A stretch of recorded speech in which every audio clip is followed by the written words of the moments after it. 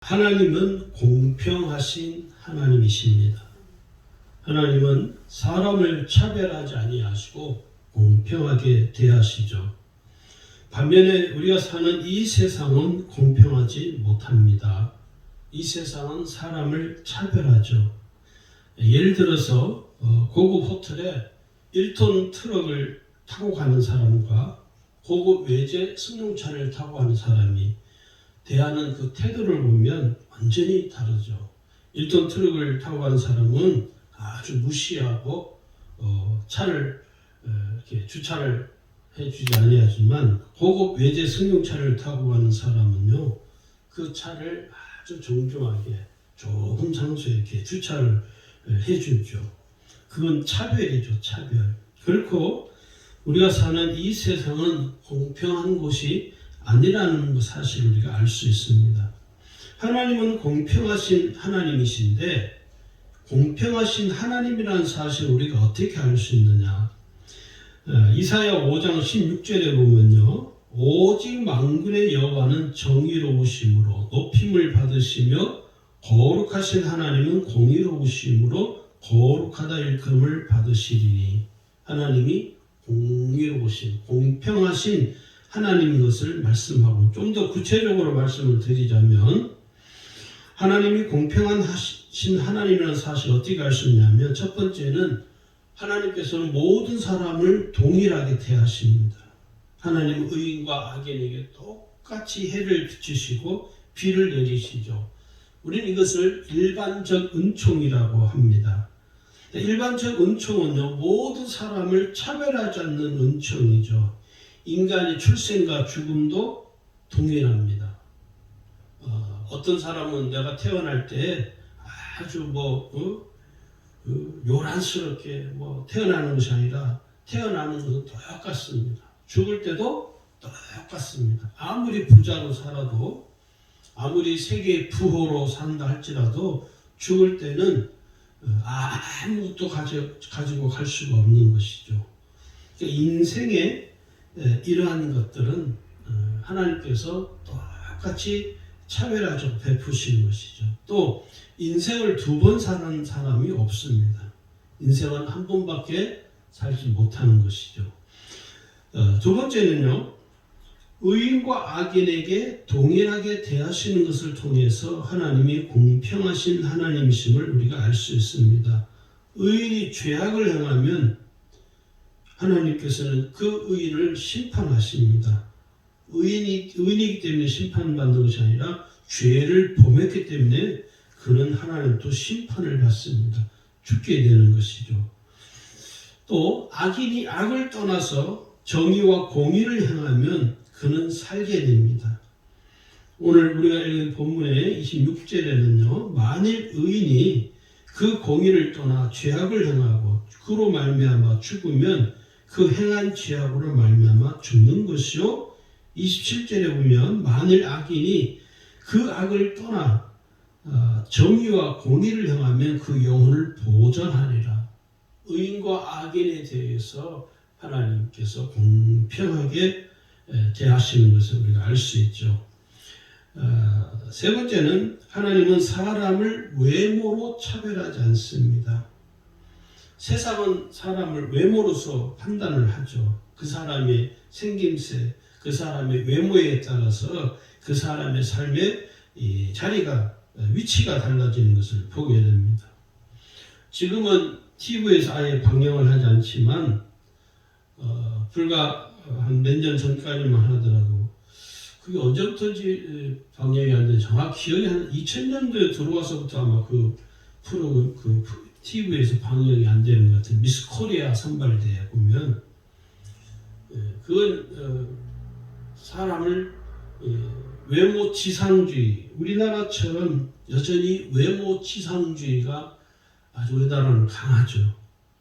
그래서 이 미스 코리아 대회가 곧 사람을 차별하는 것이다, 외모 차별주의다 해서 언제부터인가 TV에서 아예 방영을 하지 않고 있습니다. 그건 참 잘된 일이죠. 그러나 지금 여전히 미스 코리아 대회를 하고 있어요. 그러나 TV에 방영이 되지 않을 뿐이죠. 얼마 전에 한국계 교포가 제 3세가 3세인데 뭐 한국 사람이라고 하기는 좀 그렇죠. 하여튼 조부모부터 해서 그 부모님들 다 한국계이시니까 한국계에 있는 제 3세 교포가 미스 월드 미국 미스 우리나라처럼 미스 코리아 대회 하는 것처럼 거기서 미스 월드가 미스 USA가 됐어요. 그 미국 1등이 된 거죠.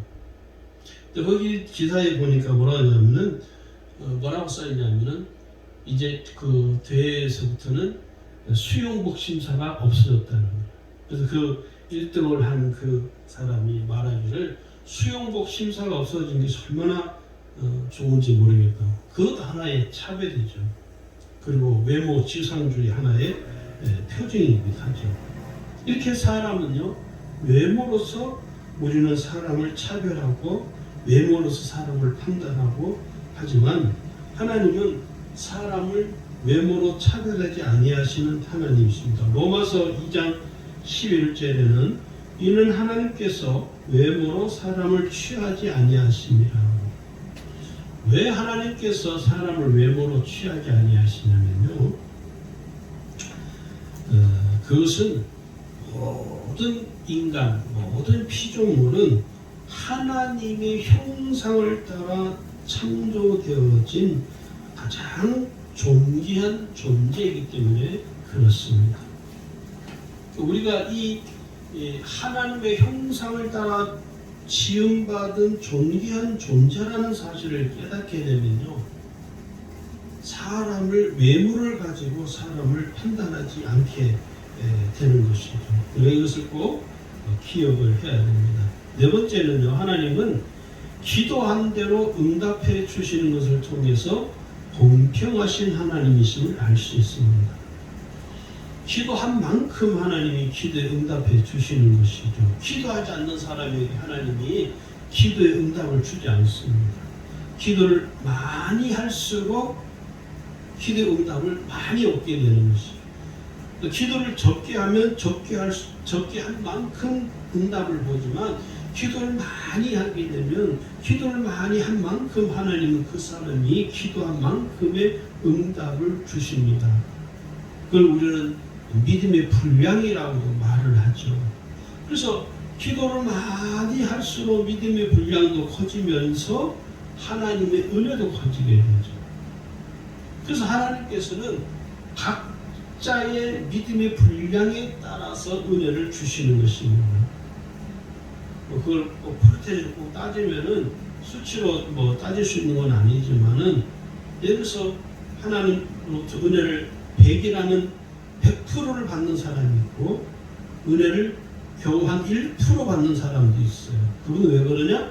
그 사람의 믿음의 분량이기 때문에 그렇습니다. 그래서 하나님이 공평하신 하나님. 예수를 150년 믿은 사람과 예수를 이제 믿은 지 1년도 안 된 사람을 하나님이 어떻게 하실까요? 공평하게 하십니다. 예수를 50년을 믿어도요, 믿음의 분량이 적으면 그 믿음의 분량만큼밖에 은혜를 받을 수 없죠. 예수를 믿은 지 1년밖에 되지 아니했지만 믿음의 분량이 크면 하나님은 그 믿음의 분량만큼 그 사람이 예수를 믿은지 간 믿은지 1년이 되지 않아도 그에게 하나님은 큰 은혜를 주시는 것입니다. 오늘 야고보서에서도 뭐라고 말씀하냐면 야고보 5장 15절에도 믿음의 기도는 병든 자를 구원하니 이렇게 말씀을 하고 있습니다. 첫 시작에는 믿음의 기도라고 말을 하죠. 믿음의 분량을 말하는 것입니다. 그래서 마태복음 7장 7절에 가면 뭐라고 말씀하냐면 구하라 그래야하면 너에게 주실 것이요 찾아라 그래야하면 찾아낼 것이요 문을 두드리라 그래야하면 너에게 열릴 것입니다. 구하는 자, 두드리는 자, 찾는 자가 기도의 응답을 보게 된다는 거예요. 하나님이 공평하신 하나님이신 우리가 알 수 있다는 것이죠. 다섯 번째는 은혜를 사모하는 자에게 하나님이 은혜를 주십니다.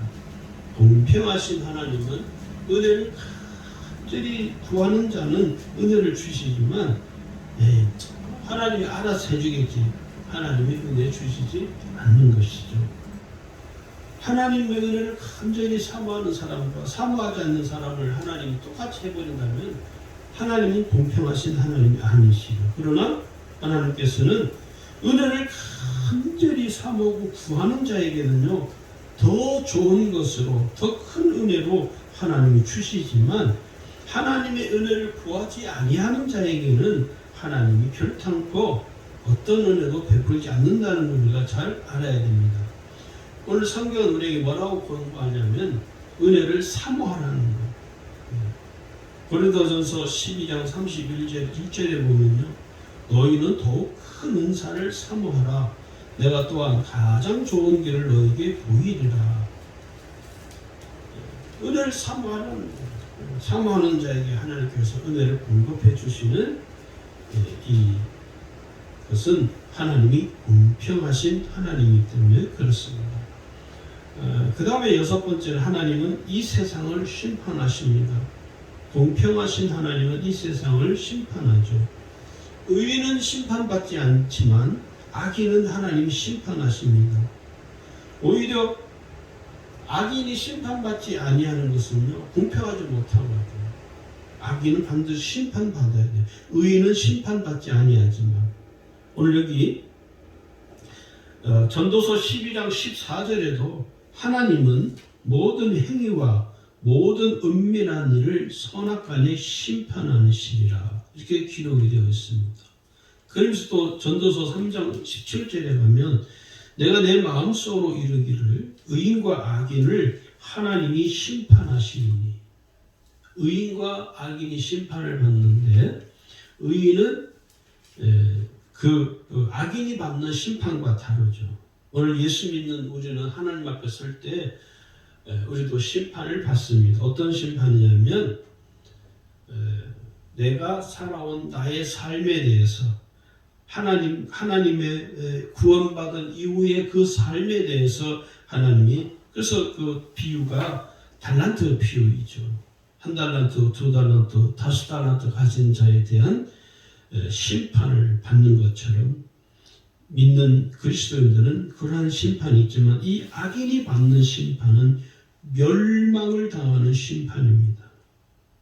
오늘 누가 이 악인이 받는 심판에 대해서 누가 심판을 받습니까? 유다서 1장 6절에 보니까요, 또 자기 지위를 지키지 아니하고 자기 처소를 떠난 천사들을 큰 날의 심판까지 영원한 결박으로 흑암에 가두셨으며, 타락한 천사들을 의미하는 것이죠. 계시록 21장 8절에도 두려워하는 자들과 믿지 아니하는 자들과 흉악한 자들과 살인자들과 음행하는 자들과 점수가들과 우상 숭배자들과 거짓말하는 모든 자들은 불과 유황으로 타는 못에 던져지리니 이것이 둘째 사망이라, 이게 기록이 되어 있습니다. 악한 사단과 타락한 천사들, 예수님을 구주로 믿지 아니하는 모든 불신자들, 음행하는 자들, 거짓말하는 자들, 점술가들, 우상 숭배자들, 무속인들, 이단의 교주들, 문선명, 이만희, 정명석, 이런 이단의 교주들을 말합니다. 그리고 이단에 빠진 자들, 거짓말하는 자들, 모든 악인들은 하나님께서 심판하십니다. 왜? 하나님은 공평하시기 때문에 그렇다는 것이죠. 그래서 오늘 우리가 이 공평하신 하나님께서는 그러면 어떤 사람들을 통해서 역사하시는가? 첫 번째, 믿음이 충만한 믿음의 사람들을 통해 역사하십니다. 하나님께서는 믿음으로 충만한 믿음의 사람들을 통해서 하나님의 역사를 이루어 가시는 거죠. 그래서 오늘 성경 우리에게 뭐라고 공부하냐면 히브리 11장 6절에도요, 믿음이 없이는 하나님을 기쁘시게 하지 못하나니, 이렇게 기록합니다. 믿음이 없이는 하나님을 기쁘시게 할 수 없다는 것이죠. 그래서 하나님께서는 오늘날 이 믿음으로 사는 사람들을 통해서만 역사하는 거죠.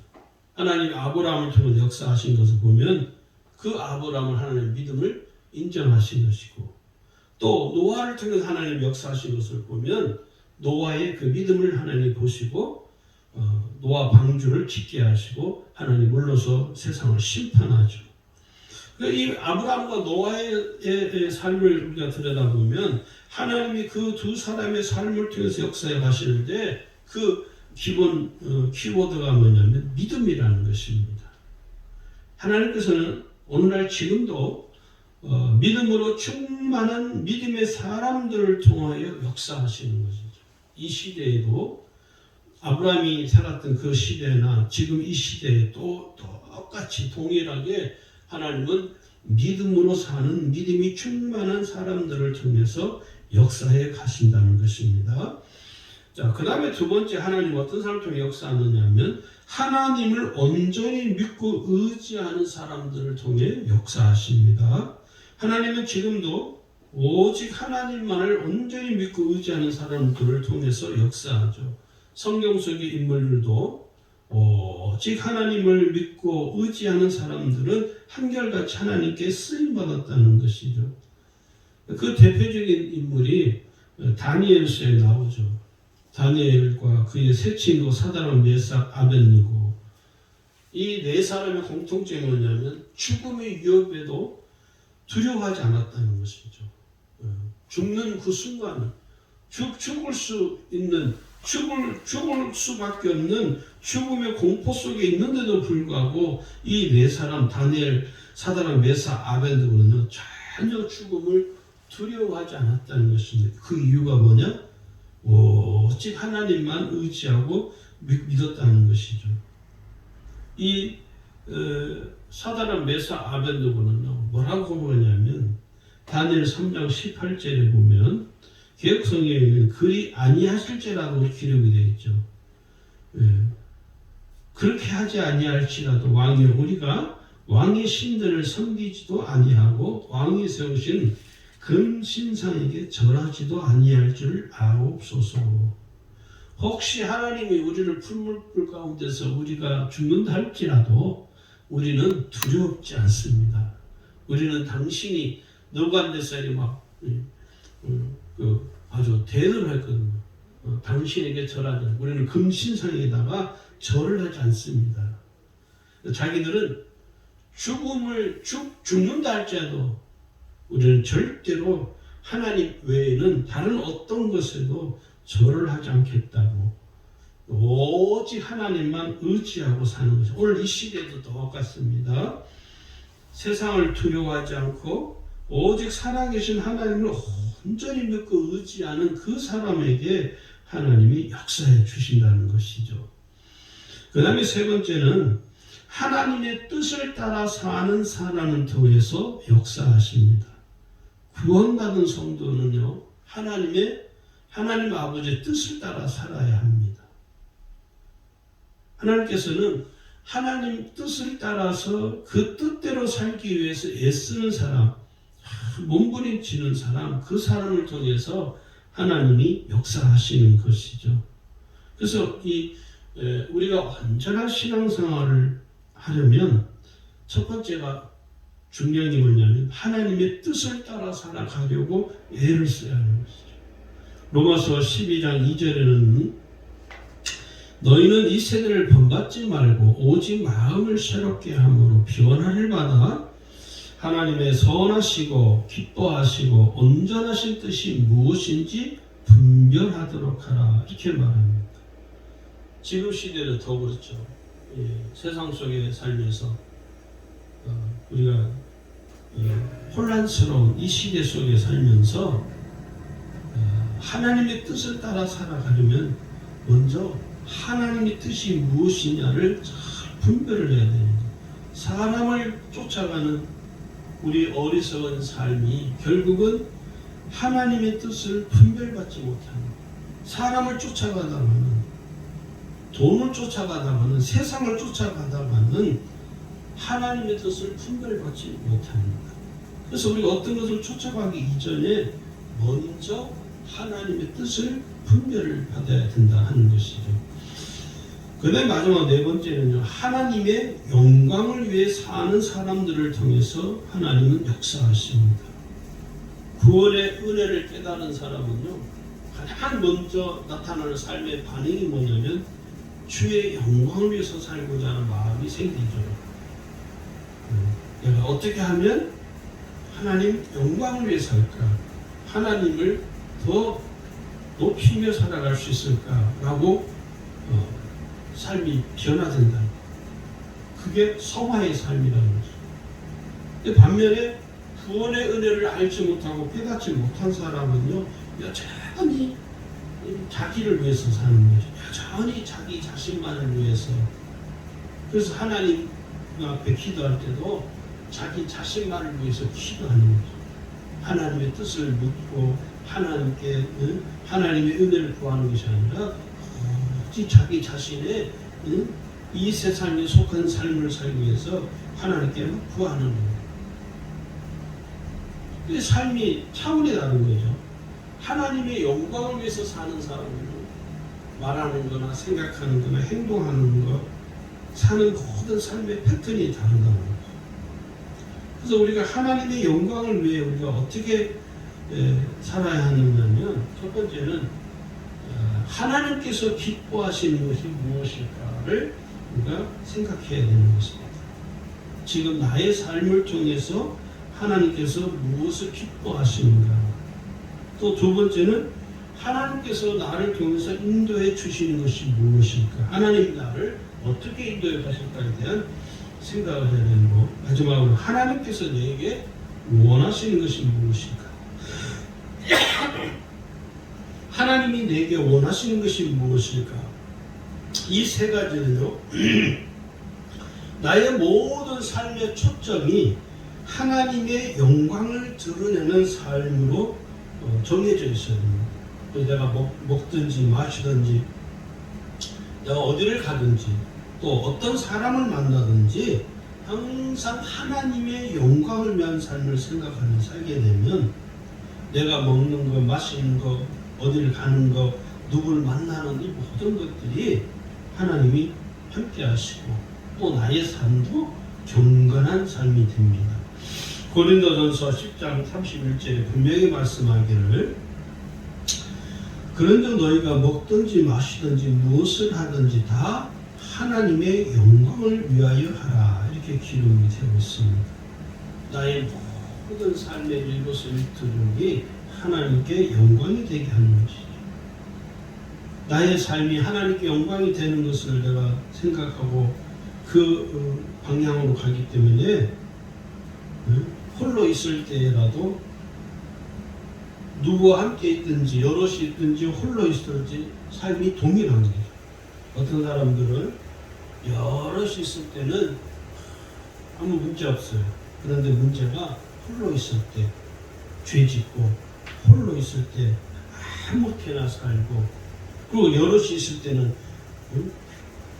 그 드러나지 않기 때문에 이게 뭐냐?